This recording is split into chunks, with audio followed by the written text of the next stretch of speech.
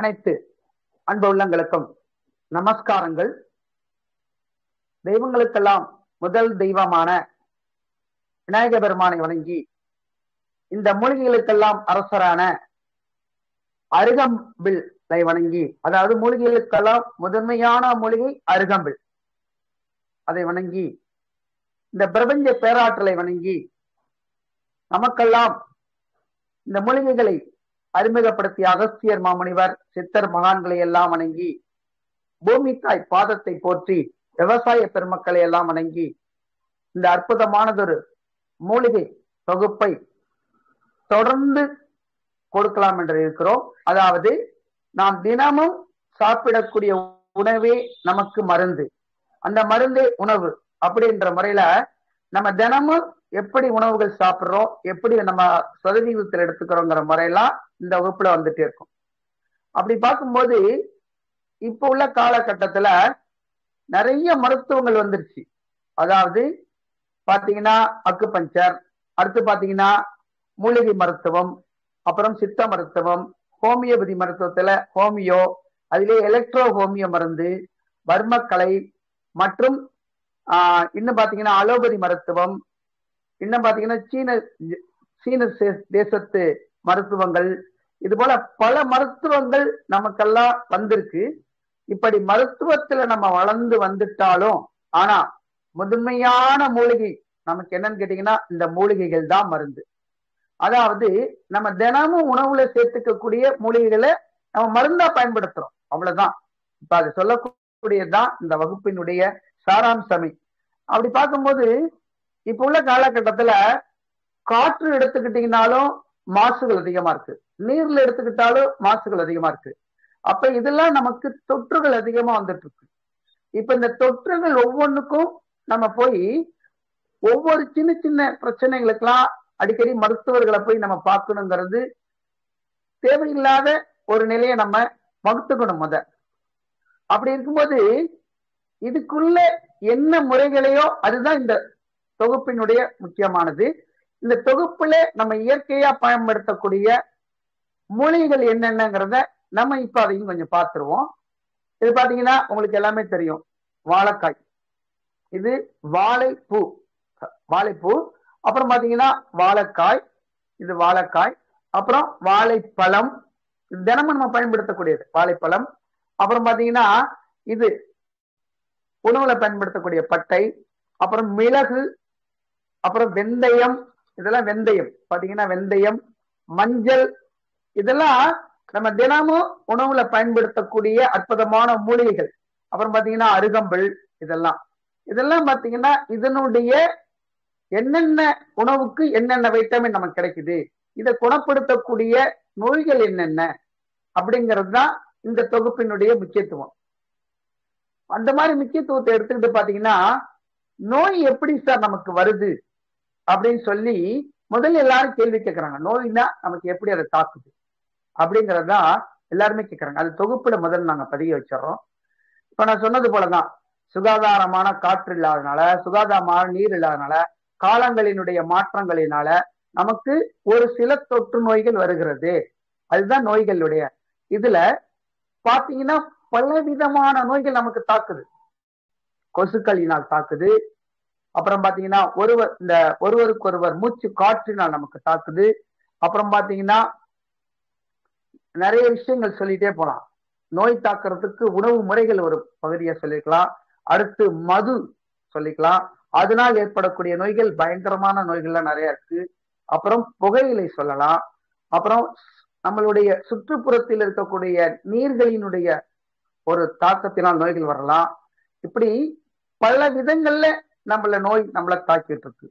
இது மாதிரி நோய்கள்ல தாக்கக்கூடியதுல எளிமையா நமக்கு குணப்படுத்தக்கூடிய நோய்களை நம்ம இந்த மாதிரி மூலிகை மருந்துகளை வைத்து குணப்படுத்தக்கூடிய ஒரு அம்சம் நம்மகிட்ட இருக்கு. ஆனா இதுலயும் குணப்படுத்தக்கூடிய மருந்துகள் பல, அதாவது தீராத நோய்களும் மருந்துகள் இருக்கு, அதுக்கும் மூலிகை மருந்துகள் இருக்கு. தீராத நோய்கள்னா என்னென்ன சார்? அதாவது தீமையான வழிகள்ல போகும்போது அங்க வரக்கூடிய HIV மற்றும் காச நோய்கள், அப்புறம் பாத்தீங்கன்னா பரம்பரையா வரக்கூடிய இரத்த அழுத்தம், அப்புறம் சர்க்கரை நோய்கள், அப்புறம் கேன்சர், அப்புறம் பாத்தீங்கன்னா இது போல ஒரு தீராத நோய்கள். ஆனா அதுக்கும் இப்ப குணப்படுத்தக்கூடிய மூலிகைகள் மருந்து வந்திருக்கு. ஒரு சில காலகட்டத்துல ஆங்கில மருந்துகளினால், அதாவது இப்போ ஒருத்தருக்கு ரொம்ப முடியல, அவருக்கு ஆபரேஷன் தான் பண்ணி ஆகணும் அப்படின்னா ஆபரேஷன் பண்ணக்கூடிய சூழ்நிலை இப்ப காலகட்டத்துல வந்து, அப்ப நம்மளுடைய உடல் உயிர் எந்த நிலையிலையும் எப்பவும் விலை மதிக்க முடியாத ஒரு பொக்கிஷமா நம்ம பார்த்துக்கணும். அதுதான் முக்கியத்துவம். விலை மதிக்க முடியாத ஒரு பொக்கிஷம் நம்மளுடைய உயிரும் உடலும். அதுதான் நம்ம பேணி காத்துக்கக்கூடிய ஒரு உன்னதமான காலகட்டத்துல இப்ப இருக்கோம். அப்ப பாத்துக்கும் போது இப்ப நம்ம இதுக்கு மூலிகை மருந்துகளுக்கு வந்துடுவோம். புரியுதுங்களா? அப்ப இப்படியாப்பட்ட காலகட்டத்துல வந்துட்டோம்னா அப்ப எப்படி சார் அதுக்கு வழி வைக்குன்னா, இப்ப ஒரு சின்ன உதாரணம் சொல்றேன். ஒரு இதய கோளாறு ஒருத்தருக்கு வந்துருது, அவருக்கு இமிடியேட்டா ஒரு ஆபரேஷன் பண்ணி ஆகணும். அதாவது பைபாஸ் சர்ஜரி. அது அலோபதி மூலமா தான் நம்ம பண்ண முடியும். அவருக்கு 3 அடப்பு போல சர்வ சாதாரணமா இதயத்துல நோய் வந்திருக்கு, ஹார்ட் அட்டாக் நிறைய வந்துருச்சு. இதுக்கு உணவு முறை தான். அந்த உணவு முறை விளக்கங்கள் தான் இப்ப இந்த தொகுப்புல நம்ம கொடுக்க போறோம். அப்ப அவங்களுக்கு என்ன பண்றாங்க, அந்த அடப்புகளை நீக்கிவிட்டு தங்களுடைய கால்கள்ல இருந்து பைபாஸ் மாதிரி நேரா கொடுத்துட்றாங்க. அப்ப வளைந்து வளைந்து வேகத்தடையில போகக்கூடிய பாதையில நம்ம பத்திரமா பார்த்து போறத இப்ப நேரா கொடுத்துட்டாங்க. ஆனா நேரா கொடுத்துட்டோம் நம்ம வேகமா போக கூடாது. ஐயோ நமக்கு ஆபரேஷன் பண்ணி நீட்டா இருக்க உடம்பு அப்படின்னு வேகமா போக கூடாது. அங்கேயும் நாம் எச்சரிக்கையோடு தான் செயல்பட வேண்டும் நம்மளுடைய இதயத்துக்கு. புரியுதுங்களா?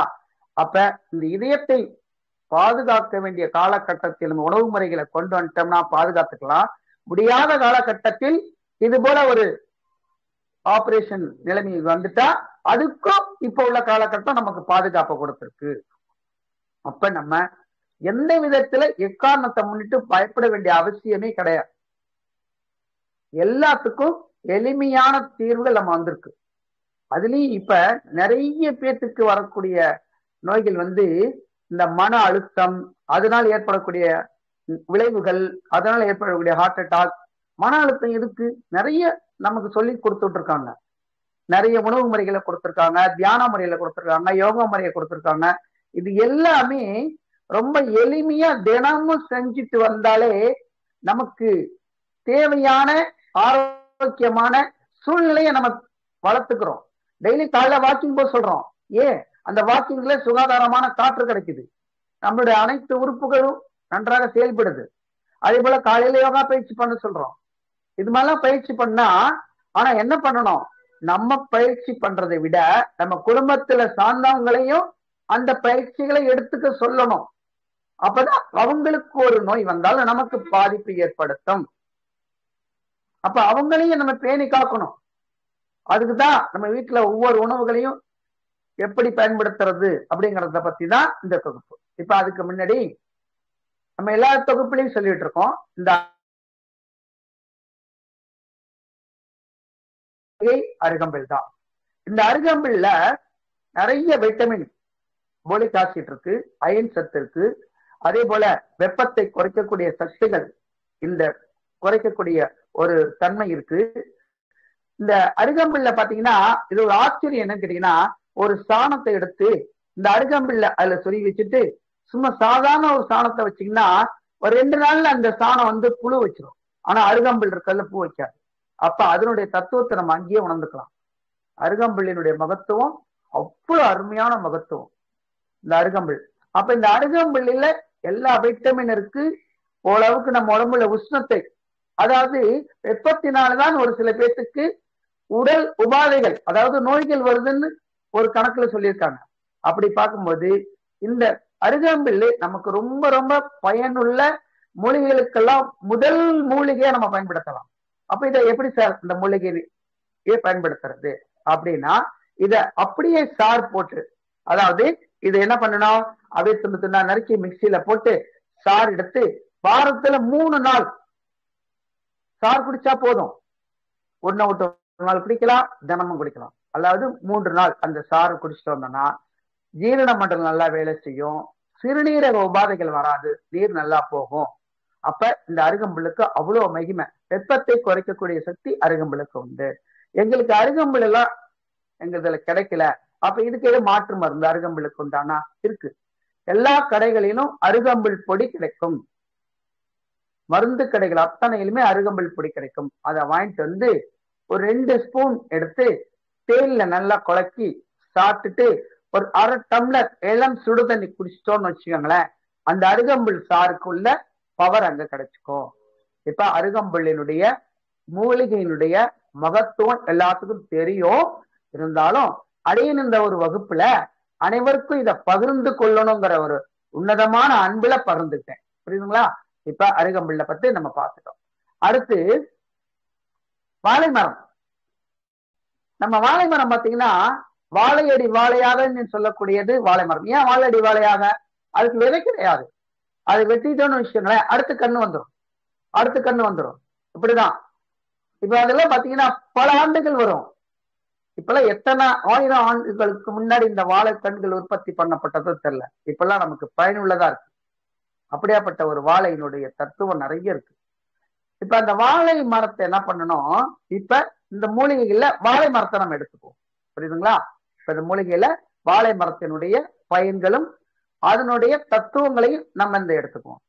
வாழை மரத்தை என்ன பண்ணணும், அதாவது உங்க வீட்டுல இருந்துச்சுன்னா நீங்க அதை பயன்படுத்திக்கலாம், இல்லைன்னா அருகில இருந்தா கூட அதை எடுத்துக்கலாம். அந்த வாழை மரத்தை மேல வெட்டிட்டு அந்த வேர், அந்த அதாவது அந்த வேர் கிழங்கு இருக்கு பாத்தீங்களா, அந்த கிழங்க ஒரு குழி மாறி நோண்டி வச்சிட்டீங்கன்னா அதுல இருந்து நீர் ஊறிடும். வாழை தண்டு சார் நீர் ஊறிடும். அத வாரத்துல 3 நாள் அதை அப்படியே எடுத்து குடிச்சிட்டீங்கன்னு வச்சுக்கோங்களேன், சிறுநீரகத்துல எந்த கோளாறு இருந்தாலும் அதை ஒரு 48 நாள்ல குணமாயிடும். அதே போல சிறுநீரக கல் இருந்தாலும் வெளியில வந்துடும். ஜீரண மண்டலமும் நன்றாக வேலை செய்யும். அதை நேரடியா அந்த சாரை நம்ம பயன்படுத்திக்கிறோம். எப்படின்னா அந்த மரம் இருக்கு, அந்த மரத்தை வெட்டிடுறோம், அதுல கிழங்கு இருக்கு, கிழங்க நல்லா ஒரு கரண்டி அளவுக்கு அல்லது ஒரு டம்ளர் அளவுக்கு ஓட்ட போட்டோம்னு வச்சுக்கோங்களேன், அதுல ஊறி இருக்கும் தண்ணி. அதை ஒரு ஸ்பூன்ல மொண்டு ஒரு அரை டம்ளர் வந்துடும். அந்த தண்ணி அப்படியே குடிச்சிட்டோம்னு வச்சுக்கோங்களேன், அவ்வளவு நல்லது. தோற்பா இருக்குமே சார், தோற்பா இருக்கிறது நம்ம உடம்புக்கு ரொம்ப நல்லது. அப்ப அருகம்புல்லு அது வாழை மரத்தினுடைய முதல் அந்த தண்டினுடைய சார் நமக்கு அற்புதமா காட்சி கொடுக்குது. அப்புறம் பாத்தீங்கன்னா இலை, வாழை இலை, அந்த இலையில நம்ம உணவு சாப்பிட்டோம்னு வச்சுக்கோங்களேன், அதுல அற்புதமான மகிமையை நமக்கு இருக்கு. அதுல உயிர் சக்தி அணுக்கள் நமக்கு அதிகமா உற்பத்தி ஆகுங்கிறாங்க வாழை இலையில சாப்பிடும் போது. அதனாலதான் ஆதி காலத்துல எல்லாம் விருந்துல இருந்து வீட்டுங்கள்ல இருந்து இலைகள்ல நிறைய பயன்படுத்தி உணவு உண்டிருக்காங்க. இப்பதான் அவங்க ரகசியம் தெரியுது. அந்த வாழை இலையில சாப்பிடும் போது உயிரணுக்கள் ஆரோக்கியமான உணவு நமக்கு கிடைக்குது, உயிர் அணுக்கள் நமக்குள்ள நிறைய உற்பத்தி ஆகுதுங்கிறத அந்த வாழை இலையில சாப்பிடும் போது நமக்கு ஒரு அற்புதமான தத்துவம் கிடைக்குது. அப்ப வாழை இலைய நம்ம அதிகமா பயன்படுத்தி நம்ம தினமும் கூட வாழை இலையில உணவு சாப்பிடலாம். ஐயா சூடா இருக்குமே, அந்த சூடோட போட்டு சாப்பிட்டாதான் அந்த வாழை இலையினுடைய ஒரு தத்துவம் நமக்கு இன்னும் ரொம்ப கிடைக்கும். அப்ப வாழை இலையினால நமக்கு நிறைய மருத்துவ பயன்கள் உண்டு என்பதை நம்ம உணர்ந்திருக்கோம். அடுத்து இந்த வாழைப்பூ, இந்த வாழைப்பூ எல்லாத்துக்குமே நிறைய இடத்துல கிடைக்கும், மார்க்கெட்ல நிறைய பேர் விற்கிறாங்க. இந்த வாழைப்பூ எடுத்து நிறைய விதமான பலகாரங்கள் அல்லது சாம்பார்கள் வைத்து சாப்பிட்டோம்னு வச்சுக்கோங்களேன், வாரத்துல 3 நாள் வாழைகளை பயன்படுத்தணும்னா வாழைப்பூவை நமக்கு உடலில் இருக்கக்கூடிய அணுக்கள் அதிகமாக உற்பத்தி ஆகும். வெள்ளை அணுக்கள், சகப்பணுக்கள், உடலில் உள்ள பிளாஸ்மா இதெல்லாம் அதிகமா உற்பத்தி ஆகும் இந்த வாழைப்பூல. அதே போல கிட்னி, அதே போல கல்லீரல், மண்ணீரல் இது எல்லாமே சுத்தப்படுத்தக்கூடிய சக்தி இந்த வாழைப்பூக்கு உண்டு. அதுக்கப்புறம் பாத்தீங்கன்னா இதுல மொட்டு இருக்கும். இந்த மொட்டை எடுத்து இளம் பெண்களுக்கு கொடுத்தோம்னு வச்சுக்கோங்களேன், அவங்களுக்கு இந்த பிரச்சனையே வராது. அந்த மொட்டு சாப்பிட்டாங்கன்னா அவ்வளவு அற்புதமா அந்த மொட்டுல அவ்வளவு போலிக் ஆசிட் இருக்கு, அயன் சத்து இருக்கு, அது இல்லாம வைட்டமின் சி இருக்கு, டி இருக்கு, இது எல்லாமே இந்த மொட்டுல இருக்கு. அப்பெல்லாம் எங்க அம்மா பாத்தீங்கன்னா வாழைப்பா ஆஞ்சிட்டு இருப்பாங்க, உடனே மொட்டை எடுத்து எனக்கு கொடுத்து சாப்பிடு பார்ப்பாங்க. என்னம்மா மொட்டுனா, மொட்டு சாப்பிட்டாதான் உடம்புக்கு சத்து கிடைக்கும் அப்படிம்பாங்க. அப்படியேப்பட்ட ஒரு சத்து இந்த மொட்டுல இருக்கு. இந்த மொட்டையினுடைய ஒரு மருத்துவத்தை நாம் பயன்படுத்துவோம், அதையும் நாம் உணவாக எடுத்துக்கொள்வோம். அடுத்து பாத்தீங்கன்னா வாழைக்காய் எல்லாத்துக்குமே தெரியும். வாழைக்காய் இது கொஞ்சம் முத்தின காய் எடுத்து நம்ம பயன்படுத்தணும்னா வாய்வு தொல்லை ஏற்படுத்தும். ஆனா இது போல பிஞ்சுக்காய் நம்ம பயன்படுத்தணும்னு வச்சுக்கோங்களேன், வாய்வு தொல்லை ஏற்படுத்தாது. வாழைக்காய் இதுவும் வாரத்துல 2 நாளைக்கு நம்ம பயன்படுத்திட்டோம்னா இந்த வாழைக்காயினால நிறைய மருத்துவங்கள் நமக்கு உடலில் ஆரோக்கியத்தை கொடுக்கறது இல்லாம இந்த வாழைக்காயினுடைய தத்துவம் உடலில் உள்ள கிருமிகளை போக்குகிறது. அதாவது பூச்சி, வயிற்றில் உள்ள பூச்சியை கூட இந்த வாழைக்காய் தோப்பு தன்மையில போக்குது அப்படின்னு சொல்றாங்க. அந்த அளவுக்கு சித்தர்கள் நம்ம குடிக்க வச்சிருக்காங்க. அப்ப இந்த வாழைக்காயை நான் வாரத்தில் 2 நாள் பயன்படுத்துவோம். ஆனா பிஞ்சு வாழைக்காய் ரொம்ப நல்லது. இந்த பிஞ்சு வாழைக்காய் பயன்படுத்தினோம்னா நம்மளுடைய உயிரணுக்கள் உற்பத்தி அதிகமாகும். அதை விட நமக்கு உள்ள எந்த விதமான ஒரு குழந்தை பேரின்மையினுடைய நீக்கத்தை கூட இது சரி பண்ணக்கூடிய அளவு இந்த பிஞ்சு வாழைக்காய் கொண்டு பாத்தீங்கன்னா இது பிஞ்சா இருக்கும். இது போல நம்ம முத்தின வாழைக்காய் எடுத்துட்டோம்னு வச்சுக்கோங்களேன், அதுல வாய்வு தொல்லைகள் ஏற்படும். இப்படிதான் இது வாழைக்காயினுடைய அற்புதமான ஒரு முறைகள். அடுத்து பாத்தீங்கன்னா வாழைப்பழம், நிறைய வாழைப்பழம் நம்ம சாப்பிடணும். அதாவது எனக்கு நீரிழிவு நோய் இருக்கே, நான் எப்படி சாப்பிடுவேன் அப்படின்னா புழு வாழைப்பழம் சாப்பிட வேணாம். மத்தியான நேரத்துல ஒரு அரைப்பழம் சாப்பிடுங்க. அதனால சர்க்கரை நமக்கு ரொம்ப அதிகமா ஏறிடாது. ஏன்னா ஜீரண சக்தி ஏற்படும். வைட்டமின் அதிகமா உள்ளது வாழைப்பழம் தான். அதுலயும் இது செவ்வாழைப்பழம். செவ்வாழைப்பழத்துல அவ்வளவு வைட்டமின் இருக்கு. செவ்வாழைப்பழத்துல ஆனா விலை கூட உள்ளது. ஒரு பழம் 10 ரூபாயில இருந்து 15 ரூபாயிலும் விற்பாங்க. ஆனா அவ்வளவு வைட்டமின் இருக்கு. இந்த செவ்வாழைப்பழத்தை இரவு ஒண்ணு சாப்பிட்டு படுத்தாங்கன்னா, அதாவது நீரிழிவு நோய்களை இல்லாதவர்கள், புதுசா திருமணமானவர்கள் அல்லது குழந்தைகளை எல்லாமே சாப்பிடலாம். இந்த வாழைப்பழத்தை சாப்பிட்டு படுத்தாங்கன்னா ஜீரணம் நன்றாக ஆகும், உயிரணுக்கள் உற்பத்தி அதிகமாகும், உடலில் உள்ள அணுக்களுடைய சுத்தங்கள் நல்லா தெளிவா இருக்கும், வெள்ளை அணுக்கள் உற்பத்தி ஆகும். ஆனா இந்த வாழைப்பழத்தை நம்ம என்ன பண்றோம், இத அப்படியே சாப்பிட்டுட்டு தோலை தூக்கி போட்டுறோம். இதுல 2-3 விதைகள் இருக்கு. பச்சலாடம்பழம் ஒண்ணு இருக்கு, கற்பூரவள்ளி பழம் இருக்கு, இது மாதிரி நிறைய பழங்கள் இருக்கு. இது என்ன பண்ணணும், இந்த வாழைப்பழத்தை நம்ம நல்லா எடுத்துட்டு இதை பண்ணோம் உரிச்சிடுறோம். உரிச்சிட்டு இந்த வாழைப்பழத்தை நம்ம உரிச்சிடுறோம். உரிச்ச உடனே இதுக்கு என்ன பண்ணணும், உள்ள உரிச்சிட்டு உள்ளர பாத்தீங்கன்னா ஒரு தோல் இருக்கும். இங்க பாருங்களேன், இந்த தோல் இப்படி கையில எடுத்தீங்கன்னா அங்க பாருங்க வருது பாருங்க, இந்த தோல் கையில வருது பாத்தீங்களா, இந்த தோல் தான் முக்கியமா சாப்பிடணும். புரியுதுங்களா? வாழைப்பழத்தை எடுத்துட்டோம், இதுக்குள்ள இருக்க தோல், அந்த தோல்ல அவ்வளவு வைட்டமின் இருக்குன்னு கண்டுபிடிச்சிருக்காங்க. இந்த தோல்ல எடுத்து அந்த வெள்ளையா இருக்க பகுதி எடுத்து சாப்பிட்டுட்டோம்னா இந்த பழங்கள்ல இருக்க வைட்டமினோட இந்த தோல்கள்ல இருக்கக்கூடிய வைட்டமின் அவ்வளவு தூரம் ஒரு அற்புதமா இருக்கு அப்படிங்கிறத நம்ம கண்டுபிடிச்சிருக்காங்க. புரியுதுங்களா?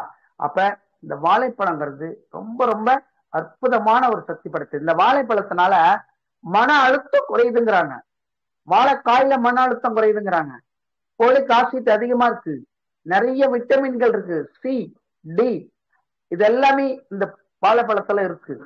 அப்படி ஒரு சக்தி படைத்தது இந்த வாழைப்பழம். அதனாலதான் நம்ம பந்தியில உட்கார்ந்துட்டு சாப்பிட்டுட்டு வரும்போது ஒரு வாழைப்பழம் அந்த காலத்துல வைப்பாங்க, இப்பயும் வச்சுக்கிட்டு தான் இருக்கிறாங்க. அதாவது ஒரு விருந்துக்கு போனோம்னா அங்க ஒரு வாழைப்பழம் வைப்பாங்க. வாழைப்பழம் விருந்தாவே இருக்காது. அப்படி ஒரு விருந்து வாழைப்பழத்தினுடைய ஒரு மகிமையை நமக்கு கொடுக்கும். அப்ப அந்த இதெல்லாம் சாதமும் சாப்பிட்டுட்டு அந்த வாழைப்பழத்தை ஒண்ணு சாப்பிட்டு வந்தோம்னா சாப்பிட்ட சாப்பாடு கொஞ்சம் கூட இருந்தா கூட ஜீரண மண்டலம் ஏற்படுத்தும். அதுதான் வாழைப்பழத்தை பயன்படுத்துறோம். அதே போலதான் வாழைத்தண்டை எடுத்து மிக்சியில போட்டு நல்லா அடிச்சு அந்த சாறு எடுக்க முடியாதவங்க, அதாவது இப்ப நான் சொன்னது போல அந்த வாழைத்தண்டுல இருந்து நீக்கி குழி நோண்டி எடுக்க முடியாதவங்க வாழைத்தண்டை நல்லா நறுக்கி அந்த உள்ள இருக்க நாரை எடுத்துட்டு மிக்சியில போட்டு அடிச்சு நல்லா வடிகட்டி வாரத்துல 3 நாள் சாப்பிட்டு பாருங்களேன். எவ்வளவு பெரிய நீர் கெடுப்பா இருந்தாலும் சரி, எவ்வளவு பெரிய கல்லடப்பா இருந்தாலும் சரி, ஆனா ஒரு 2 நாள் சாப்பிட்டு 3 நாள் சாப்பிட்டு விடக்கூடாது. தொடர்ந்து ஒரு 48 நாளைக்கு வாரத்துல 3 நாள் 4 நாள் இப்படி சாப்பிடணும். சாப்பிட்டாதான், ஏன்னா மூலிகைகளினுடைய மகத்துவமே தொடர்ந்து அதை பயன்படுத்த வேண்டும். அதனால் அந்த நோய் அதாவது பரிபூர்ணமாக குணமாகும். அதுதான் மூலிகையினுடைய மகத்துவம். இப்ப அது மூலிகையின் மகத்துவத்தை பார்க்க போனா நிறைய இருக்கு. இப்ப 1 கோடி மக்கள்ல மனித பிரிவு நம்ம எடுத்திருக்கோம். 1 கோடி மக்கள்ல அதே போல 80 லட்சம் மூலிகைகள் இருக்கு. ஒவ்வொரு மூலிகைகளுக்கும் ஒவ்வொரு தத்துவத்தை நமக்கு கொடுத்திருக்காங்க. 80 லட்சம் மூலிகை இருக்கு. நமக்கு தெரியறது ஒரு 100 மூலிகை தான். ஆனா அதுக்கு மேல அத்தனை லட்சம் மூலிகைகள் இருக்குன்றாங்க.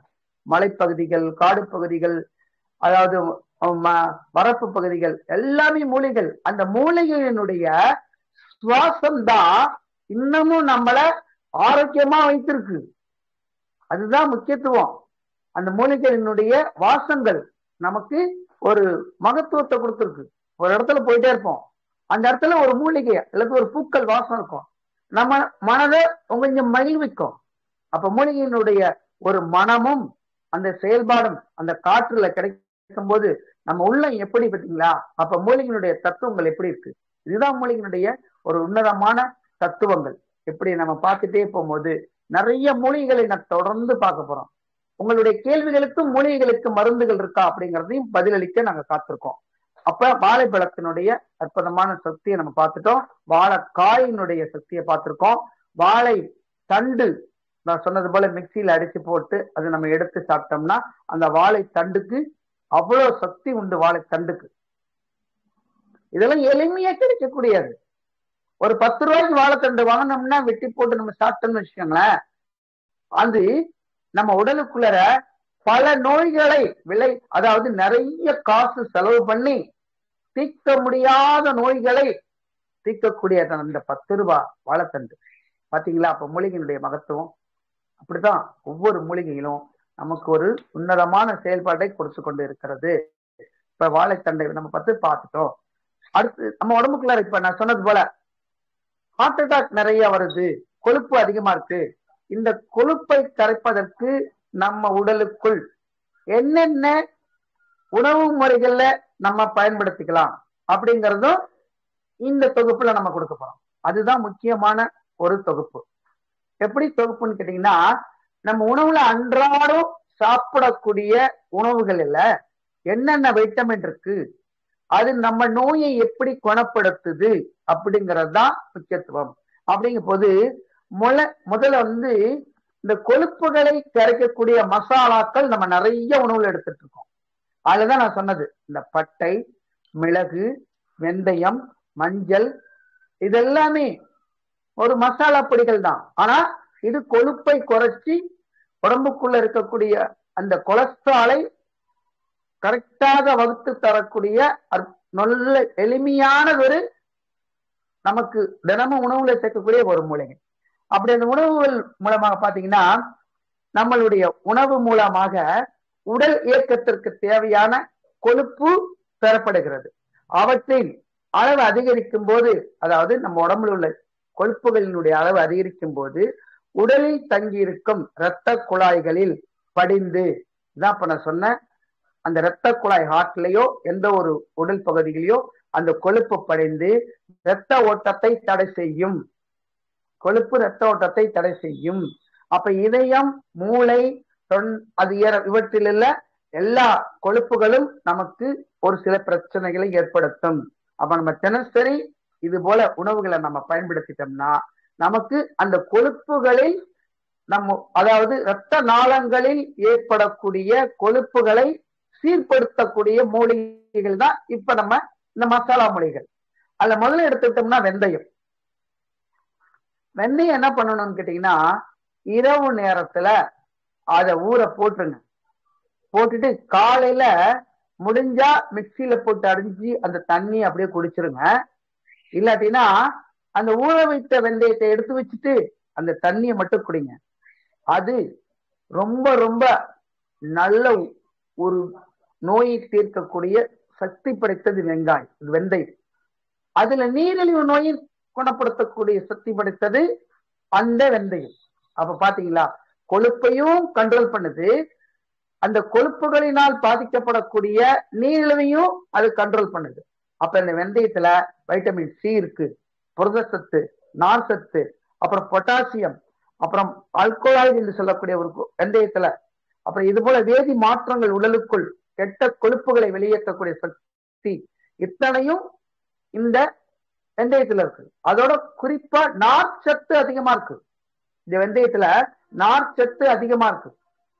அப்ப வெந்தயத்தை அப்படியும் சாப்பிடலாம். அப்படி இல்லாட்டினா வெந்தய பொடி இருக்கு, நம்மளே அந்த வெந்தயத்தை 3 நாளைக்கு ஒரு முடிச்சு போட்டு கட்டி வச்சோம்னா அதுல ஒரு பருவம் வந்திருக்கும். அதை திரும்ப நிழல்லையோ அல்லது வெயிலையோ காய வச்சு இளம் வறுவலா வறுத்து மிக்சியில போட்டு அடிச்சு வச்சுட்டோம்னு வச்சுக்கோங்களேன், ரொம்ப நாளைக்கு அந்த வெந்தய பொடி வச்சிருக்கலாம். 4 நாளைக்கு 5 நாளைக்கு எல்லாம் கிடையாது. நம்ம ஒரு 1/2 கிலோ வாங்கி அதை பயன்படுத்தணும்னா 40 நாளைக்கு 48 நாளைக்கு வரும். Daily 2 spoon. ஆனா என்ன பண்ணணும், அந்த வெந்தயத்தை வாங்கணும், அது ஒரு துணியில முடிச்சு போட்டு ஊற போடணும். அதுக்குள்ள இருந்து ஒரு பருவம் வரும். அது வந்ததுக்கு அப்புறம் நிழல்ல காய வைக்கணும். அது திரும்ப இலை வறுவலா வறுத்துடணும். வறுத்து மிக்சியில போட்டு அடிச்சு வச்சுட்டோம்னா கொழுப்பையும் நம்மளுடைய நீரிழிவையும் குணப்படுத்தக்கூடிய ரொம்ப ரொம்ப உன்னதமானது இந்த வெந்தயம் என்று சொல்லக்கூடிய உணவில் சேர்த்துக்கக்கூடிய ஒரு உன்னதமான மூலிகை. இப்ப வெந்தயத்தினுடைய தத்துவத்தை பார்த்துட்டோம். அடுத்து பாத்தீங்கன்னா மஞ்சள். மஞ்சள் பத்தி எல்லாத்துக்குமே தெரியும். அந்த மஞ்சள்ல பாத்தீங்கன்னா தாமிரம், பொட்டாசியம், மேக்னீசியம், அடுத்து பாத்தீங்கன்னா தாது பொருட்கள். அப்புறம் மஞ்சள் உடலுக்கு எதிர்ப்பு சக்திகளை கொடுக்கக்கூடியது. மஞ்சளுடைய மகத்துவம் புற்றுநோயவே தீர்க்கக்கூடிய சக்தி மஞ்சளுக்கு உண்டு. அதாவது கேன்சர் செல் எனக்கு வரக்கூடாது அப்படின்னு நினைச்சுக்கிட்டு இருக்கவங்க எல்லாம் பெண்கள் அதிகமானதான் மஞ்சளை பயன்படுத்துறாங்க. மஞ்சள் பயன்படுத்துறதுக்கு காரணமே அதான். அதுவும் என்ன தெரியல பண்ணோம், கடையில மஞ்சள் வாங்கக்கூடாது. நம்ம விராலி மஞ்சள் வாங்கி அதை கடையில கொடுத்து நல்லா அரைச்சி வச்சுக்கணும். ஏன்னா அந்த மஞ்சள் பொடியில கெமிக்கல் கலந்துருப்பாங்க. ஏன்னா அது நாள்பட அவங்களுக்கு வரணும் அப்படிங்கிறதுக்காண்டி. ஆனா நம்ம அப்பைக்கப்ப 1 கிலோ வாங்கி அதை அரைச்சி வச்சுக்கிட்டோம்னா அதுல அவ்வளவு தன்மைகள் உண்டு மஞ்சள்ல. மஞ்சள்ல எல்லா மருத்துவ குணமும் மஞ்சள்ல இருக்கு. ஆக்சிஜன் பற்றாக்குறையை கூட தீர்க்கக்கூடிய சக்தி மஞ்சள்ல இருக்கு. அதனால முகத்துக்கு மஞ்சள் போட்டு குடிச்சோம்னா அந்த ஆக்சிஜன் மூச்சு காற்று நன்றாக இயங்கும். அப்படி ஒரு மகத்துவம் மஞ்சளுக்கு உண்டு. பெண்கள் தான் பயன்படுத்தணும் அப்படிங்கிறது இல்ல, ஆண்களும் மஞ்சளை பயன்படுத்தலாம். உணவுகள் எடுத்துக்கலாம். அல்லது மஞ்சள் கொஞ்சோண்டு ஒரு டம்ளர்ல போட்டு அதுல மஞ்சள் தூள் கொஞ்சம் போட்டு நல்லா கலந்து குடிக்கலாம், தப்பு கிடையாது. ஏன்னா அது கல்லீரலை பாதிக்கக்கூடிய எந்த நோயா இருந்தாலும் குணப்படுத்தக்கூடிய சக்தி அந்த மஞ்சளுக்கு உண்டு. ஐயோ மஞ்சள் சாப்பிட்டானா மஞ்சக்காமலை வந்துருமே, கிடையவே கிடையாது. நம்ம மது அருந்துவதினாலும் உணவு பழக்க வழக்கங்கள் மாற்றுவதினாலும் கல்லீரலுடைய வீக்கத்தினால்தான் மஞ்சக்காமலை வருது. மஞ்சள் சாப்பிடுறதுனால கிடையாது. எல்லாரும் அதான் பயன்படுத்திட்டு இருக்காங்க. மஞ்சள் சாப்பிடுறதுனால, மஞ்சள் உணவுல சேர்த்துக்கிறதுனால மஞ்சக்காமலை வருமா? அது குணப்படுத்தும். மஞ்சக்காமலையினுடைய கிருமிகளை அழிக்கக்கூடிய சக்தி இந்த மஞ்சளுக்கு உண்டு. அப்ப பாத்தீங்களா எப்படி ஒரு மஞ்சளுக்கு அவ்வளவு மகத்துவம் உண்டு. அடுத்து பாத்தீங்கன்னா லவங்கப்பட்டை. அது எல்லாத்துக்குமே தெரியும். லவங்கப்பட்டை இதுதான் நம்ம எல்லா பொருட்களையும் உணவுப் பொருட்களை கலந்துக்கிறோம். இதுல பாத்தீங்கன்னா நார்ச்சத்து அதிகம் இருக்கு, மேக்னீசியம் அதிகமா இருக்கு, மற்றும் செரிமான மண்டலத்தை சரி செய்யக்கூடிய சக்தி இந்த பட்டைக்கு உண்டு. அதோடு பாத்தீங்கன்னா நம்ம உடம்புக்குள்ள இருக்க ஒரு சில வேதியியல் மாற்றங்களை, இயற்கையினுடைய வேதியியல் மாற்றங்களை நமக்கு குணப்படுத்தி கொடுக்கக்கூடிய ஒரு நல்ல உன்னதமான ஒரு உணவு மூலிகை மருந்து இந்த பட்டை. பட்டை நிறைய இடத்துல சேர்த்துக்கலாம், தப்பே கிடையாது. இதனுடைய சாறு இறங்கிடும், அந்த பட்டையை எடுத்து வெளியில் போட்டுரும். நிறைய காய்கறில சேர்த்துக்கலாம், நிறைய பொரியல்ல சேர்த்துக்கலாம். பட்டையில அவ்வளவு வாசம் இருக்கும். அதுவும் நம்மளுடைய கொழுப்புகளை குறைக்கக்கூடிய தன்மை உண்டு. நம்ம பேசிக்கிட்டு இருக்கிறதே கொழுப்புகளை குறைக்கக்கூடியதுதான். மஞ்சளும் கொழுப்பினுடைய தன்மையை குறைத்து இரத்த நாளங்களை சீர் செய்யும் அவ்வளவு சக்தி மஞ்சளுக்கு உண்டு. அதே போலதான் இந்த பட்டைக்கு உண்டு. இந்த பட்டையும் அதாவது லவங்கப்பட்டை இது மருந்தாகவும் பயன்படுத்துறோம், உணவுலையும் பயன்படுத்துகிறோம். அதே போல இரத்த அணுக்களையும் உற்பத்தி பண்ணுது, கொழுப்பையும் குறைக்குது, இரத்த அணுக்களையும் உற்பத்தி பண்ணுது, உடம்பை சீராகவும் வைத்திருக்கு, ஜீரண மண்டலத்தையும் தகுந்த முறையில ஜீரணிக்கக்கூடிய சக்தி இந்த லவங்கப்பட்டைக்கு உண்டு. இப்ப லவங்கப்பட்டையினுடைய அற்புதமான ஒரு நிலையை நம்ம பார்த்திருக்கோம். அடுத்து மிளகு. மிளகு பாத்தீங்கன்னா எல்லாத்துக்குமே மிளகு இப்ப நிறைய பயன்படுத்திட்டு இருக்கோம். மிளகு இல்லாத உணவே கிடையாது. அப்ப மிளகு எடுத்துக்கிட்டீங்கன்னா கொஞ்சம் காட்டமா இருக்கும். அந்த காட்டமா இருக்கிறதுக்கு தான் கொஞ்சம் மிளகு பொடி எடுத்து தேன் கலந்து சாப்பிட்டோம்னா சளி உபாதைகள் வராது. அதோடு தேன் கலந்து சாப்பிட்டோம்னா ஜீரண மண்டலம் நன்றாக வேலை செய்யும். அந்த மிளகு எடுத்து ஒரு ஊசியில குத்திட்டு ஒரு நல்ல எண்ணெயில விளக்கு வருது பாத்தீங்களா, அந்த நல்ல எண்ணெயில விளக்கு வர்றதுல அந்த புகையை காமிச்சு நம்ம இந்த சைடு மூக்கு அடைச்சிட்டு இங்கிட்டு உறிஞ்சிட்டு டக்குன்னு இங்கிட்டு வெளியே விட்டுறணும், இங்கிட்டு மூக்குல உறிஞ்சிட்டு இங்கிட்டு வெளியே விடணும். இப்படி விட்டோம்னா இந்த சைனஸ் ப்ராப்ளம், மூக்கடைப்பு, இது எல்லாமே குணமாகக்கூடிய ஒரு அருமையான ஒரு மிளகினுடைய மகத்துவம். நமக்கு வீட்டுல உணவா பயன்படுத்தக்கூடிய அந்த மூலிகைக்கு இவ்வளவு மகத்துவம் உண்டு. எங்க காலத்துல எங்க பாட்டி எங்க அம்மா எல்லாம் பண்ணிட்டாங்க. இந்த காலத்துலதான் இன்குலர் வச்சுட்டு நம்ம உறிஞ்சுக்கிறோம். சளி பிடிச்சதுன்னா உடனே டாக்டர் போய் சின்ன எனக்கு சளி பிடிச்சிருக்கு உடனே மருந்து கேட்கறோம். தேவையே கிடையாது. இதெல்லாம் சாதாரணமான ஒரு உபாதைகள். இதுக்கெல்லாம் உடனே மருத்துவரை பார்க்க வேண்டிய அவசியமே கிடையாது.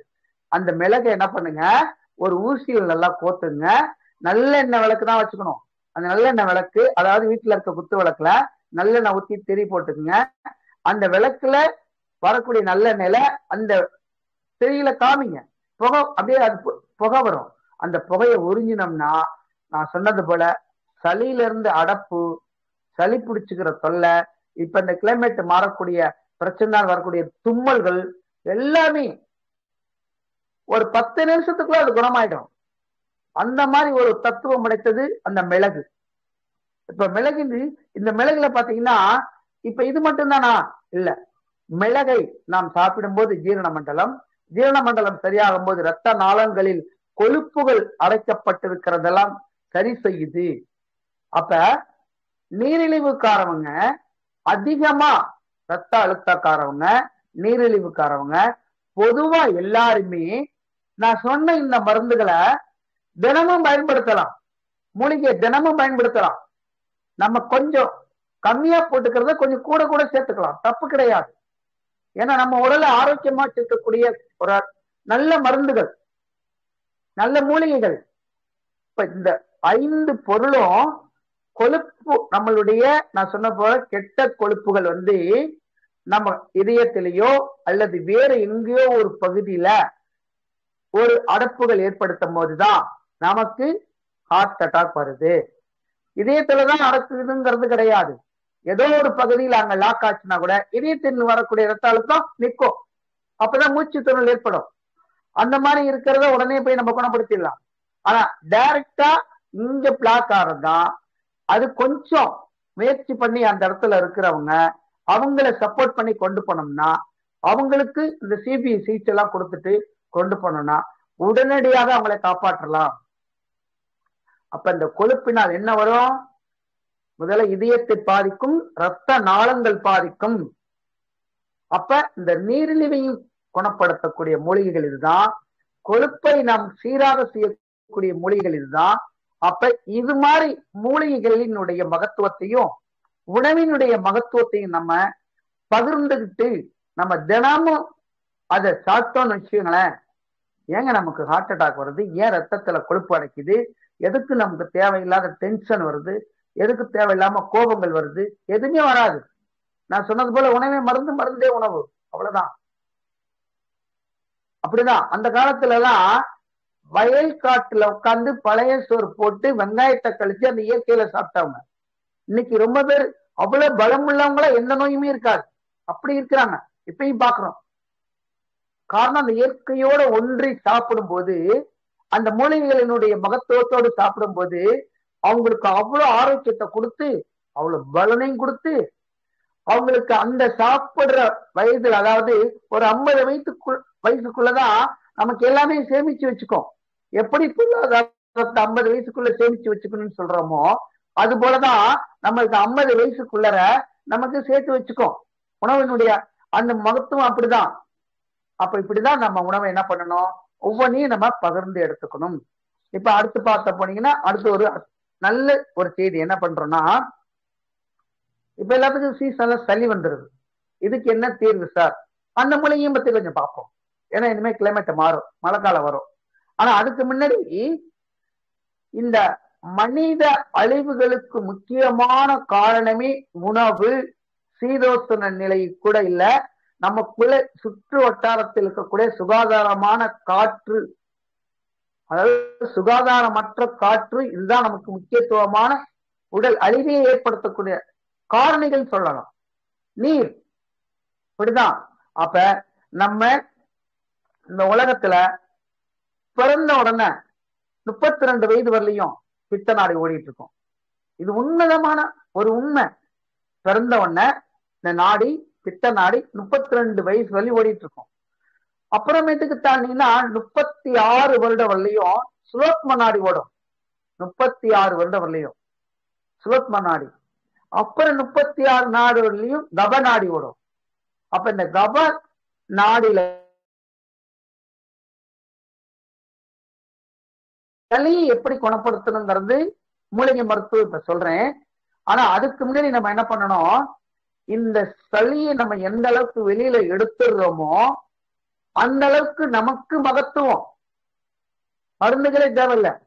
ஒரு இடத்துல போறோம், நல்ல முதுகு நெஞ்செல்லாம் ஒரு ஹாட் வாட்டர் சுடு தண்ணி வச்சுக்கிறோம், அதுல கொஞ்சம் உப்பு போடுறோம், அதுல இருந்து வர்ற ஆவியை எடுக்கிறோம், அல்லது ஒரு தைலம் போடுறோம், அந்த ஆவியை துணியில பிடிக்கிறோம், முதுகு நெஞ்செல்லாம் ஒத்தரம் கொடுத்தோம்னா சளி உள்ள இருக்கிறது இலகிடும். அதாவது ஒரு பேருக்கு மூச்சு வாங்கும், கரு மூச்சு வாங்கும், அவங்களுக்கு உள்ள சளி இலகிடும். இலகி வெளியில கொண்டு வந்துடணும். கொண்டு வந்தாதான் அது ஒரு 60% நம்ம குணத்தை கொடுக்கும். நம்ம கொண்டு வராமையே உள்ளறையே நம்ம பாஸ் பண்ணிட்டே இருந்தோம்னு வச்சுக்கோங்களேன், அந்த கிருமி இருக்க அதிகமாகும். நம்ம முதல்ல தெரிஞ்சுக்கக்கூடிய விஷயம் இதுதான். அப்ப நம்ம என்ன பண்ணணும், அதை வெப்பத்தை உண்டாக்கி இலக வச்சு நம்ம கொண்டு வந்து வெளில தள்ளிட்டோம்னா நமக்கு அந்த கிருமிகள் வெளியே போக போக அடுத்த கிருமிகள் நம்ம உடலை எதிர்ப்பு சக்தி கொடுக்க கொடுக்க அந்த கிருமிகளோட தாக்கம் நமக்கு குறைஞ்சிடும். இப்ப சளியினுடைய உன்னதமான ஒரு மருத்துவத்தை பார்த்துட்டோம். அடுத்து இதுக்கு என்ன சார் மருந்து கொடுக்கலாம் அப்படின்னு கேட்டீங்கன்னா, இதுவும் கடைகள்ல ஈஸியா கிடைக்கக்கூடிய ஒரு மூலிகை மருந்து தான். அதாவது கடுக்காய் ஒரு 100 கிராம் வாங்கிக்கோங்க, திப்பிலி ஒரு 100 கிராம் வாங்கிக்கோங்க, சித்தரத்தை ஒரு 100 கிராம் வாங்கிக்கோங்க, அல்லது ஒரு 50 கிராம் வாங்கிக்கோங்க, ஜாதிக்காய் கொஞ்சம் வாங்கிக்கோங்க, வால்மிளகு கொஞ்சம் கம்மியா தான் சேர்த்துக்கணும், ஒரு 20 கிராம் சேர்த்துக்கலாம், ஏன்னா அது கொஞ்சம் காட்டம் இருக்கும். இது எல்லாத்தையும் ஒன்னா சேர்த்து என்ன பண்ணணும், அந்த கடுக்காய் கொட்டையை நீக்கிடணும். என்ன பண்ணணும், இளம் வறுவலா வறுத்தரணும், ரொம்ப வறுத்தரக்கூடாது, கருவுற அளவுக்கு. இது எல்லாத்தையும், அதாவது கடுக்காயினுடைய அந்த தோலை நீக்கிடணும். கடுக்காய் எடுத்துக்கணும், திப்பிலி எடுத்துக்கணும், சித்தரத்தை எடுத்துக்கணும், ஜாதிக்காய் எடுத்துக்கணும், வால்மிளகு எடுத்துக்கணும். 5 மூலிகை பொருள் சொல்லியிருக்கேன். இதெல்லாம் வீட்டுல நம்ம ஈஸியா பயன்படுத்தக்கூடிய மூலிகை. மறுபடியும் சொல்றோம், அதாவது கடுக்காயை தோலை நீக்கிடணும், அதை எடுத்து வச்சுக்கோங்க. அப்புறம் திப்பிலி எடுத்து வச்சுக்கோங்க. அப்புறம் சித்தரத்தல் நிறைய இடத்துல கிடைக்கும், அது கடையில கிடைக்கும், வாங்கிக்கோங்க. அப்புறம் ஜாதிக்காய் வாங்கிக்கோங்க. வால்மிளகு கொஞ்சம் கம்மியா எடுத்துங்க, ஒரு 1/4 பங்கு மட்டும் எடுத்துங்க. இதெல்லாம் 100 எடுத்துக்கிட்டா கூட போதும். அது 25 மில்லி கிராம் எடுத்துட்டா போதும். எல்லாம் வறுவலா வறுத்துட்டு அதை பொடி பண்ணி வச்சுக்கோங்க. பொடி பண்ணி வச்சுக்கிட்டு உங்க குழந்தைகள்ல இருந்து பெரியவங்க வரலையும் ஒரு நாளைக்கு 3 மரையில இருந்து 4 மரை வரலையும் தேன்ல குழைச்சு கொஞ்சம் கொஞ்சம் சாப்பிட்டுட்டு வாங்களேன். எவ்வளவு பெரிய காய்ச்சலா இருந்தாலும், எவ்வளவு பெரிய சளியா இருந்தாலும், இந்த சித்தரத்தை, இந்த மிளகு, வால்மிளகு, இந்த நான் சொன்ன கடுக்காய், ஜாதிக்கெல்லாம் சித்தரத்தை சளியை அறுத்து கொண்டு வெளியே தள்ளிடும். அதுக்கு இந்த வெப்பம் கொடுக்க வேண்டிய அவசியமே இல்லை, இந்த சித்தரத்தையே அறுத்து கொண்டு தள்ளிடும். அப்ப எவ்வளவு எளிமையான மூலிகை நம்ம கொடுத்து வச்சிருக்கும் போது நம்ம சளி பிடிச்சுன்னா ஏன் மருத்துவத்தை ஓடுறோம், எதுக்கு போகணும்? இது சாதாரண ஈஸியா கிடைக்கக்கூடிய மூலிகைகள். இது பொடியாவும் கிடைக்கும். நம்ம வாங்கிட்டு இலை வறுவலா வறுத்துக்கிட்டோம்னா நமக்கு ரொம்ப ரொம்ப நல்ல பயன் தரும். இது பொடியாவும் கிடைக்கும். வாங்கிட்டு வச்சுட்டோம்னு வச்சுக்கோங்களேன், ரொம்ப ரொம்ப சளியை போக்கக்கூடிய உன்னதமானது ஒரு மருந்து கூட. இந்த காலகட்டத்தில் நம்ம இதை பயன்படுத்திக்கலாம். சரிங்க, சளினால காய்ச்சல் வருது, இதுக்கு என்ன பண்ணலாம்? இப்ப சளினால காய்ச்சல் வருதுன்னா காப்பி தூள் கொஞ்சம் எடுத்துங்க, அதுல ஒரு 10 சொட்டு 5 சொட்டு எலுமிச்சம்பழத்தை கொடுங்க. அதை காலையில ஒரு டம்ளர், நைட்டு ஒரு டம்ளர் கொடுங்க. காய்ச்சல் பறந்தோடிடும். அந்த எலுமிச்சம்பழத்துக்கும் அந்த காப்பி பொடிக்கும் காய்ச்சல், உடம்புல இருக்கக்கூடிய வெப்பம் அப்படியே குறைஞ்சி காய்ச்சல் பறந்தோடிடும். 3 நாள் விருந்து மருந்து, 3 நாள் அதுதான். அப்ப 3 நாளைக்கு அதை கொடுக்கணும். மருந்து அப்படிதான் 3 நாள், விருந்து 3 நாள். எதுக்கு விருந்து 3 நாள் சொல்றோம்?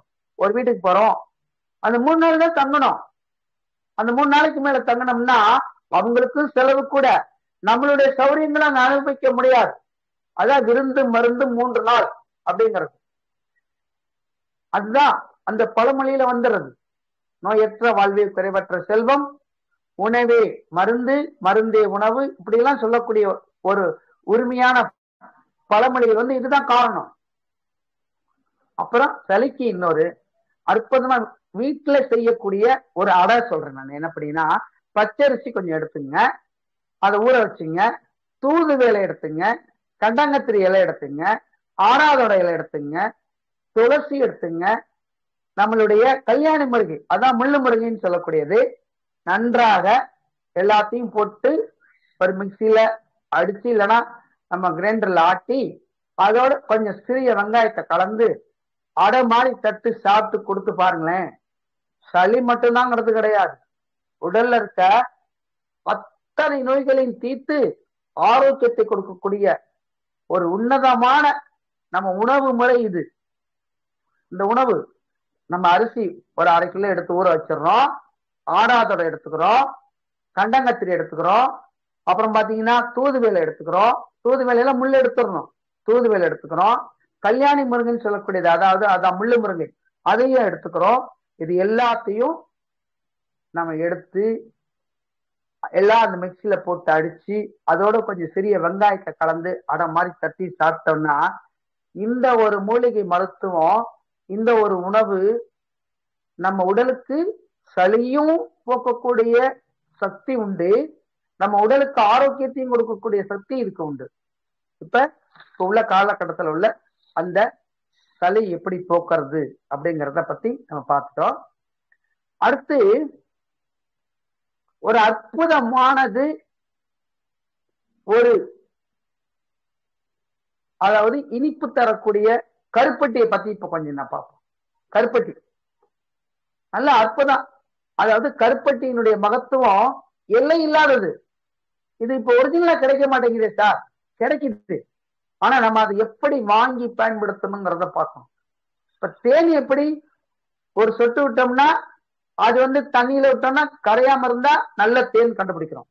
கருப்பட்டி என்ன பண்ணணும், அது நல்லா தண்ணி ஊத்தி நல்லா கரைச்சி பார்த்தோம்னு வச்சுக்கோங்களேன், அதுல சுண்ணாம்பு அதிகமா இருக்கும். சுண்ணாம்பு சத்து அதிகம் உள்ளது கருப்பட்டி தான். அப்ப இந்த கருப்பட்டி என்ன பண்ணும், சளி இருமலை குணப்படுத்துது, அதோட வறட்டு இருமலை குணப்படுத்துது. அதான் சொல்லுவாங்க, கருப்பட்டி காப்பி வச்சு கொடுமா, எனக்கு சளி கொஞ்சம் மிளகு போட்டு வச்சு கொடுமா, அந்த வறட்டு இருமல் குணமாகும் அப்படிம்பாங்க.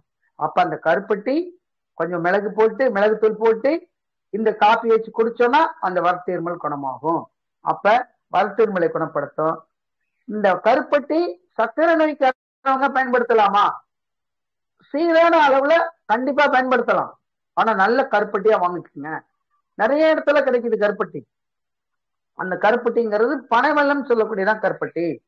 அப்புறம் மலச்சிக்கலை ஏற்படுத்தாது கருப்பட்டி, மலச்சிக்கல் நல்லா தாராளமா வெளியே போகும்.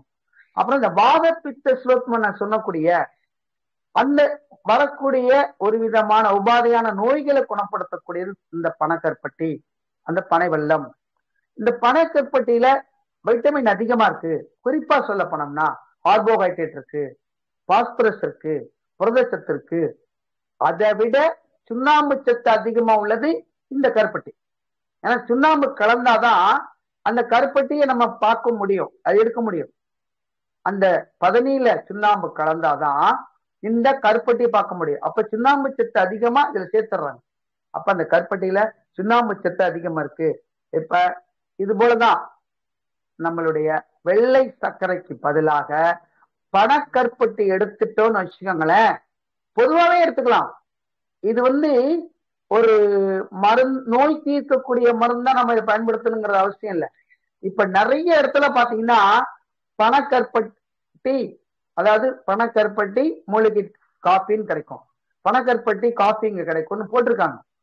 அங்க போயிட்டீங்கன்னா அது ஒரிஜினலா என்னங்கிறது ஒரு பக்கம் இருந்துட்டாலும் அந்த பனக்கருப்பட்டி பூர்வீகமாக இருக்கிறது என்பதை நமக்கு உணர்த்துறது தான். ஏன் அவங்க கடையில வாங்கி அது பனக்கருப்பட்டி கலக்குறாங்களா அல்லது அதுக்கு தகுந்த மாதிரி அது நிறைய வெள்ளம் கலந்து கலக்குறாங்களா என்னங்கிறத நம்ம சந்தேகப்படிக்கிறதுக்கு நம்ம நிறைய கடையில ஓலை பெட்டியில வச்சு விற்பாங்க. ஆனா விலை கொஞ்சம் கூட இருக்கும். 450 ரூபா 500 ரூபா வரலையும் அந்த பனக்கருப்பட்டியினுடைய விலை விற்கும். அப்படி கூட எது விற்குதோ அதுதான் உண்மையான பனக்கருப்பட்டி. இப்ப அந்த பனக்கருப்பட்டியினுடைய பனை வெள்ளத்தினுடைய மகத்துவத்தை நாம் நன்றாக புரிந்து கொண்டோம். அப்ப பனக்கருப்பட்டி நாளையில இருந்து நம்ம வாங்கி பயன்படுத்தணும். பனக்கற்கட் உங்க வீட்டுல அதாவது பனை வெள்ளம் இல்லாத வீடு இருக்கக்கூடாது, பனக்கற்பட்டி இல்லாத வீடு இருக்கக்கூடாது. அந்த பனை கற்பட்டியினால் சிறு தொழில் செய்யும் விவசாயிகளுடைய வாழ்க்கை முன்னேற்றம் அடையுது. இப்ப நம்ம வாங்குறோம், அதை பயன்படுத்துறோம். அப்ப வாங்கும்போது அவங்க அடுத்தப்பிள்ள அதை கொண்டு வந்து விற்பாங்க. அப்ப அவங்களுக்கு நம்ம மறைமுகமான ஒரு உதவி செஞ்சுக்கிட்டு இருக்கோம். யாரு? அந்த பனை மரத்துல ஏறி பதனி இறக்கி நமக்கு அதை காய்ச்சி அந்த பனக்கற்பட்டியை கொடுக்கிற விவசாயிக்கு நம்ம மறைமுகமா ஒரு உதவி செஞ்சுக்கிட்டு இருக்கோம். நம்ம இங்க வாங்குற காசு அங்க கடைக்கு போகுது, கடையில வாங்குற அவங்க கொண்டாந்து கொடுக்கறது அவங்களுக்கு போகுது, அவ்வளவுதான். அப்ப பனக்கற்பட்டியினுடைய மகத்துவம் எப்படி இருக்கு பாத்தீங்களா? இப்படிதான் ஒவ்வொரு மகத்துவத்தையும் நம்ம புரிஞ்சு நம்மளுடைய இந்த உணவு முறையை பயன்படுத்திட்டோம்னா ரொம்ப ரொம்ப வாழ்க்கையில தெளிவான ஒரு உடலை நம்ம எப்பவுமே வச்சுக்கலாம். தெளிவான உடல்னா என்ன? மனம் கவலைப்பட வேண்டிய அவசியம் இல்லை, கொழுப்பு சத்து அதிகமான உடம்புல சேர்த்துக்க வேண்டிய அவசியம் இல்லை, நீரிழிவை நம்ம குணப்படுத்தி கண்ட்ரோல்ல வச்சுக்கக்கூடிய ஒரு நிலைமையை நம்ம ஏற்படுத்திக்கிறோம். உணவு மருந்தா நம்ம பயன்படுத்திக்கிறோம். நேரத்துக்கு சதவிகித உணவை எடுத்துக்கிறோம். இப்படிதான் நம்ம உணவினுடைய மூலிகைகளை நம்ம பார்த்திருக்கோம். அடுத்து ஒரு சின்ன மூலிகைகளோட இந்த வகுப்பை முடிச்சுட்டு அடுத்து நீங்க கேட்கக்கூடிய ஏதாவது எனக்கு இந்த ஒரு நோய்கள் அதாவது ஒரு உபாதைகள் இருக்கியா, இதுக்கு என்ன பார்க்கலாம் அப்படிங்கிறதுக்கு அதுக்கு நான் அடியின் விளக்கம் சொல்றேன். மருதாணி நிறைய இடத்துல கிடைக்குது, கடைகள்லயும் இப்ப நிறைய மார்க்கெட்ல விற்கிறாங்க. அந்த மருதாணியும் நம்ம உடலுக்குள் இருக்கக்கூடிய கொழுப்பை குறைக்குதுங்கிறாங்க. எப்படி? அந்த மருதாணி போட்டோம்னா உடல்ல செவந்து இருக்கு, அந்த சிகப்புத்தன்மை நம்ம உடலுக்கு மட்டும்தான் ஏற்படுத்தும், அதுவும் இந்த பாதங்களில் மட்டும்தான். அப்ப அந்த மருதாணி தடவும் போது நம்ம கைகளில் ஏற்படக்கூடிய கொலஸ்ட்ரால் தன்மை, ரத்த நாளங்கள் குளிர்ச்சி அடையுது. அப்ப அங்கேயும் கொழுப்பை குறைக்கப்படுகிறது. முக்கியத்துவம் எங்க எப்படி புரிஞ்சுக்கிட்டோம் பாத்தீங்களா? மருதாணி அந்த காலத்துல சும்மா போடல, இப்பதான் ஏதோ இப்படி கோன் போடுறேன் அப்படின்னு போட்டுட்டு இருக்காங்க. அதெல்லாம் போடவே கூடாது. மருதாணி தான், மருதாணி அவ்வளவு குளிர்ச்சி கொடுக்கக்கூடியது. அதை விட கால் வெடிப்புகளை குணப்படுத்தக்கூடியது, அதை விட சொத்தை நகங்களை குணப்படுத்தக்கூடியது, வெப்பத்தை குணப்படுத்தக்கூடியது. இளம் நரைகளுக்கு அந்த மருதாணி எடுத்து அரைச்சு தடவிட்டு 1 மணி நேரம் வச்சுட்டு குளிச்சிட்டாங்கன்னா இள நரை, அதாவது சின்ன குழந்தைகளுக்கு இள நரை வரும், அந்த இள நரைகள் மருதாணியினால் குணமாகும். தொடர்ந்து போட்டுட்டு வரணும். இப்படிதான் இப்படி அந்த மருதாணியினுடைய மகத்துவம் நிறைய இருக்கு. அப்ப நம்ம மருதாணி எப்படி வச்சுக்கணும் அப்படின்னு கேட்டீங்கன்னா, எல்லாம் இப்ப பாத்தீங்கன்னா அந்த முக்கியத்துவமான விருந்து நாட்கள்ல இந்த நிச்சயதார்த்த நாள், கல்யாண நாள் இப்படிதான் வச்சுக்கிறாங்க. அப்படியெல்லாம் தேவையில்லை. ஒரு வாரத்துக்கு ஒரு முறை வைங்க, அது 15 நாளைக்கு வரலையும் வரும். அப்புறம் 15 நாள் கழிச்சு இன்னொருக்க வைங்க, தப்பு கிடையாது. நம்ம உடல் ஆரோக்கியத்துக்கு தான் வச்சுக்கிறோம். ஒரு பக்கம் அழகை கொடுத்தாலும் நம்மளுடைய ஆரோக்கியத்தையும் கொடுக்கக்கூடியது அந்த மருதாணி. அது ஒரு மூலிகை மருந்து தான், மூலிகைன்னு சொல்லலாம். அதனால அது ஈஸியா கிடைக்குது. அதை எடுத்து ஒரு குச்சி எடுத்து ஒடிச்சு வச்சாலே அந்த மருதாணி எல்லாம் வந்துடும். எல்லா பக்கமும் மருதாணி கிடைக்கும். ஒவ்வொரு சில மூலிகை பாருங்களேன், நமக்கு நம்மளுடைய தேவைக்கு ஏற்றது போல இறைவனுடைய படைப்புல நமக்கு கிடைக்கக்கூடிய மூலிகைலாம் ரொம்ப ஈஸியான முறையில நமக்கு கிடைக்குது. தூதுவளை ஈஸியா கிடைக்கும், முசுமுசுக்கு ஈஸியா கிடைக்கும், மருதாணி ஈஸியா கிடைக்கும், அருகம்புல் ஈஸியா கிடைக்கும், மஞ்சள், இன்னும் நிறைய சொல்லிட்டே போலாம். கீழநெல்லி, இதெல்லாம் அடுத்த வகுப்புல நிறைய பேச போறோம். இந்த தொகுப்பு பூராமே மூலிகைகள் பற்றின விளக்கங்கள் அதிகமா இருக்கும். ஏன்னா நம்ம உள்ள காலகட்டங்கள்ல இந்த மூலிகைக்கு நம்ம மாறணும். ஏன்னா இப்போ ஒரு நோய்க்கு போறோம், அங்க ஒரு நோய்க்கு நம்ம மருந்து கொடுக்குறாங்க, அந்த மருந்து சாப்பிடும் போது இன்னொரு பக்க விளைவுகள் ஏற்படுது. அந்த பக்க விளைவுகளுக்கு இன்னொரு மருந்துக்கு போறோம், அந்த ஒரு மருந்து பக்க விளைவு. அப்ப தொடர்ந்து என்ன பண்றோம், நம்ம உடலையும் வருத்திக்கிறோம், பணமும் செலவாகுது, நோயும் ஆன பாடு இல்லை. ஆனா இந்த இயற்கையான மூலிகைகளை மட்டும் நம்ம எடுத்துக்கிட்டோம்னா எந்த மருத்துவத்துறைக்கும் நம்ம போக வேண்டிய அவசியமே கிடையாது. ஏன்னா நான் சொன்னது போல இத்தனை லட்சம் மூலிகைகளுக்கும் மருத்துவ குணம் உறுதியாக உண்டு, உண்மையாக உண்டு. நம்ம ஒரு சில மூலிகை மருத்துவங்களை மட்டும் இந்த வகுப்புல எடுத்துக்க போறோம். இந்த தொகுப்புல எல்லாமே வார வாரம் வர வெள்ளிக்கிழமை எல்லாமே இந்த மூலிகை தொகுப்பை தான் நம்ம தொடர்ந்து கொடுக்க போறோம்.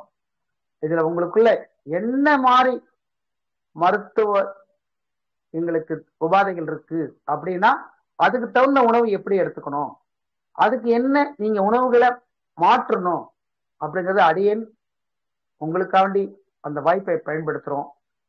அதனால நீங்க எல்லாரும் பயன்படுத்தி ஆரோக்கியமாகவும் நலமுடனும் வளமுடனும் என்றென்றும் நம்முடன் இருக்கக்கூடிய உயிர், நம்முடன் இருக்கக்கூடிய உடல், இது ரெண்டும் நம்ம நேசித்து இரவு படுக்கும்போது நன்றிகள் சொல்லணும். நான் இன்றைக்கு நன்றாக பேசினேன், என் பார்வை நன்றாக இருந்தது, என் உடலில் உள்ள உறுப்புகள் எல்லாம் எனக்கு சீராக செயல் செய்தது, இன்று இரவு நான் நன்றாக தூங்குவேன் அப்படின்னு மனதுக்குள்ளர ஒரு 3 முறை நினைச்சிட்டு நம்ம உடலுக்குள்ள இருக்க அத்தனை அவயங்களுக்கு நன்றிகள் வாழ்த்துக்கள் சொல்லிட்டு நம்ம படுத்து பாருங்களேன், எந்த விதமான கனவு எந்த விதமான இடையும் நமக்கு வரவே வராது. அப்படியே ஒரு தூக்கம் வரும். அதே போல காலை எழுந்திருச்ச உடனே 2 கை நல்லா சூடு பறக்க தேய்ங்க, 2 கண்ணுலையும் நல்லா வரி விடுங்க ஒரு 5 முறை. அறிவு முடிச்சுட்டு 2 கையும் பாருங்க, இந்த உன்னதமான கையில நீ இன்னைக்கு என்ன சேவை செய்ய போற, அந்த சேவை எனக்கு கொடுங்க, என் உடல் ஆரோக்கியமா இருக்கணும், எனக்கு வெளியில எந்த விதமான இடையூறுகள் ஏற்படுத்தக்கூடாது, என்னுடைய வேலை பளு அதிகமா இருந்தாலும் குறைச்சு கொடுக்கணும், என்னுடைய வேலையில் கவனம் முழுதமாக இருக்க வேண்டும் அப்படின்னு அன்னைக்கு உள்ள நாட்களை நன்றாக பயன்படுத்திக் கொள்ளுங்கள். உங்களுடைய எண்ணங்களில் காலையில எழுந்திருக்கும் போது, இப்பதான் காலையில எழுந்திருக்கும் போது என்ன மெசேஜ் வருது என்னன்னு செல்ல பார்க்கணுன்றோம். தயவு செய்து காலையில எழுந்திருக்கும் போது ஒரு 20 நிமிஷம் செல்ல எடுக்காது. தயவு செய்து அன்பு கூர்ந்து கேட்டுக்கொள்கிறேன், காலைல 20 நிமிஷம் செல்ல எடுக்காது. எழுந்திருக்கும் போதே படுக்கையில் விட்ட மாதிரி அம்மா செல்ல பிள்ளைங்க கேட்குது கொடுக்காதீங்க, நீங்களும் பார்க்காது. 20 நிமிஷம் உங்களுடைய காலை கடன்கள்லாம் முடிச்சுட்டு அமைதியா உட்காந்து தண்ணி குடிச்சிட்டு டீ சாப்பிட்டு அதுக்கப்புறம் நியூஸ் பாருங்க. அதுக்கப்புறம் உங்களுக்கு வேண்டிய என்னென்ன அதுல தேவையோ அதை மட்டும் எடுத்துங்க. அப்பதான் நம்ம வாழ்க்கையில ரொம்ப ஆரோக்கியமா இருக்கலாம். அப்ப இந்த விதமான முறைகளையும் வாழ்க்கை தத்துவங்களையும் நாம் புரிந்து கொண்டோம் என்றால் என்றென்றும் எப்போதும் தீர்க்காயுளோடு பல்லாண்டு நலமுடன் வளமுடன் வாழலாம் என்று வாய்ப்பளித்தமைக்கு நன்றிகள் கூறி விடைபெறுகிறேன். நன்றிகள் நன்றிகள் நன்றிகள் அம்மா. நமஸ்காரம்.